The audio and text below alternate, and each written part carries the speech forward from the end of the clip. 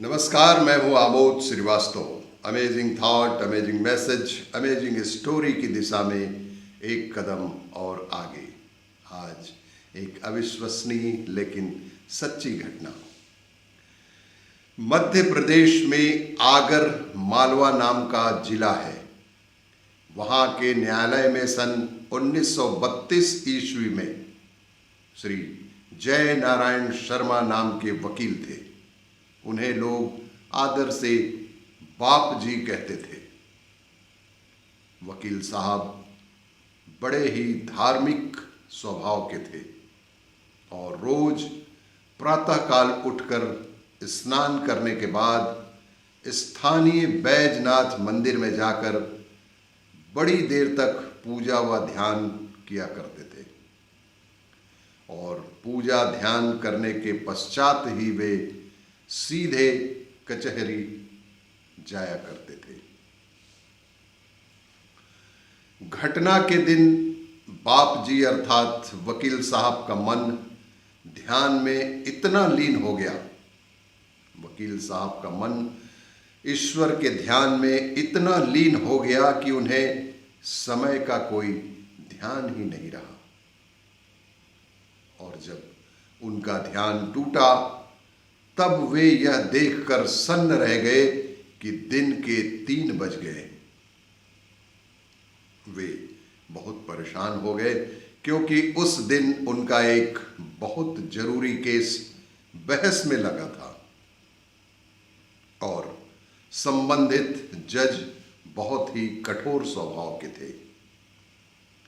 इस बात की पूरी संभावना भी थी कि उनके मुवक्किल का नुकसान हो गया होगा। यही बातें सोचते हुए बाप जी अर्थात वकील साहब न्यायालय पहुंचे और जब जज से मिलकर उन्होंने निवेदन किया कि यदि उस केस में निर्णय न हुआ हो तो बहस के लिए अगली तारीख दे दें।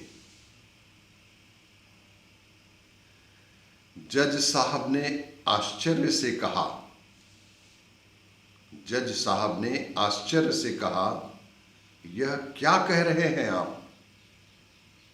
सुबह आपने इतनी अच्छी बहस की कि मैंने आपके पक्ष में निर्णय दे दिया है और अब आप बहस के लिए समय ले रहे हैं।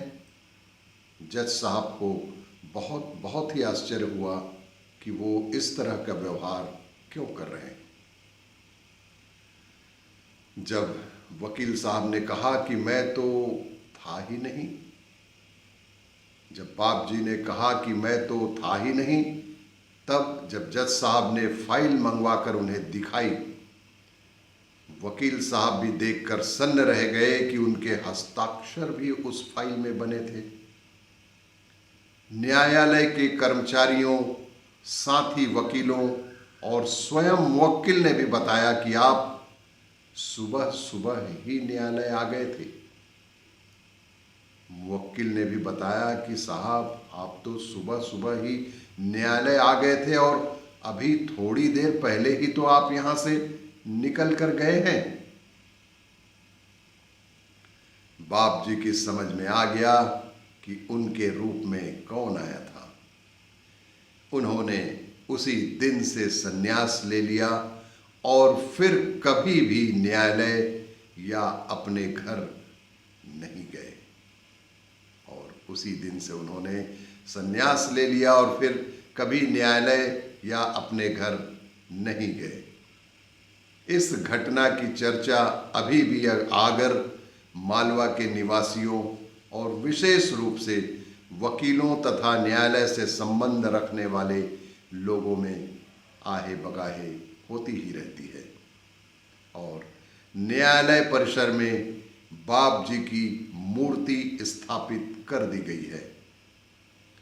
न्यायालय के उस कक्ष में बाप जी का चित्र अभी भी लगा हुआ है, जिसमें कभी भगवान बाप जी का वेश धार कर आए थे। यही नहीं, लोग उस फाइल की प्रतिलिपि कराकर ले जाते हैं और अपने घर में पूजा के स्थान में रखते हैं जिसमें बाप जी के हस्ताक्षर उपलब्ध हैं।